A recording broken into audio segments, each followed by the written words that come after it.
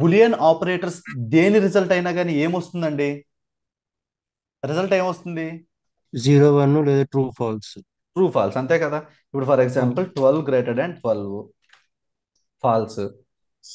Greater than or equal to, false. Less than or equal to, true. True వస్తుందండి, equal to true. ఉందిగా. True. Double equal to, true. True. Not equal to, false. ఇయే కదా operations.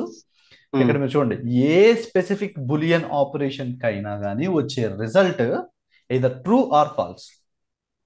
ఓకేనా? దీన్ని bullion ఎందుకు అంటున్నారంటే, ఈ bullion values ని కనిపెట్టింది జార్జ్ బూల్ అంట. ఆయన పేరు ఓకే. మీదుగా వీటిని boolean logics, boolean expressions, boolean values అని చెప్పి అలా పిలుస్తున్నాం అంతే. ఇప్పుడు ఈ అన్ని ఎక్స్ప్రెషన్స్ అర్థమేనండి. ఇక్కడ మీరు చేసే మిస్టేక్ ఏంటి అంటే, గ్రేటర్ దాన్, ఇది మిస్టేక్.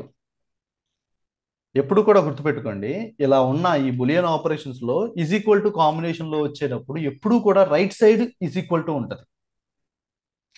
ఓకే. ఓకే. లాజిక్ గుర్తుపెట్టుకోండి, రైట్ సైడ్ లెస్ దాన్ ఉన్నా గ్రేటర్ దాన్ ఉన్నా, ఈక్వల్ టు ఉన్నా నాట్ ఈక్వల్ టు ఉన్నా, right side is equal to వస్తుంది. Clear? Okay, clear. Yeah, clear. Okay, right. నా ఇప్పుడు చూడండి, నేను ఏం లేదు, దాన్ని ఒక ఫంక్షన్ లాగా క్రియేట్ చేసి బులియన్ కంపారిజన్స్ అని పెట్టి ఇవన్నిటిని పెట్టాను. ఏంటిది, ఏం రాశాను చూడండి ఇక్కడ. ఈ స్టేట్మెంట్ ఏం రాశాను, ఒక స్ట్రింగ్ ఫార్మేట్ క్రియేట్ చేసి అందులో వాల్యూస్ ని పాస్ చేస్తాను. Greater than greater than equal to, less than less than equal to, not equal to equal to. Okay, ఇప్పుడు దీన్ని పిలిచి నేను నాకు ఇష్టం వచ్చిన వాల్యూస్ ఇచ్చాను. ఇది result. Clear? Yeah, clear sir.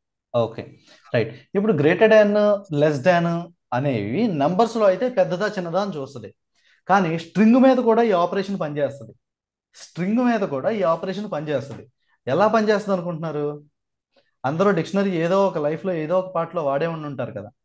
Oxford డిక్షనరీనో ఏదో ఒక డిక్షనరీ. డిక్షనరీలో వర్డ్స్ అన్ని ఎలా ఉంటాయండి? ఆల్ఫాబెటికల్ వైజ్ లో ఉంటుంది. ఆల్ఫాబెటికల్ వైజ్ లో ఉంటాయి. అందుకనే మనం డిక్షనరీలో మనకి ఏదైనా ఒక వర్డ్ మీనింగ్ కావాలంటే దాన్ని ప్రాపర్గా సెర్చ్ చేసుకుని ఈజీగా పట్టేసుకుంటాం. దాన్ని లెక్సికోగ్రఫికల్లీ అంటారనమాట. లెక్సికోగ్రఫికల్లీ అంటారు, నథింగ్ బట్ దాన్ని సింపుల్గా డిక్షనరీ ఆర్డర్ అంటాం అనమాట. ఇక్కడ కూడా డిక్షనరీ ఆర్డర్ ప్రకారం ఎక్కడైతే లాస్ట్కి వస్తుందో అది పెద్దదండి. అర్థమైందా? 3వ పేజీలో వచ్చే వర్డ్ కంటే 15వ పేజీలో వచ్చే వర్డ్ పెద్దవి. ఇక్కడ ఏబీసీ ఉంది, ఇక్కడ ఏబీసీ ఉంది.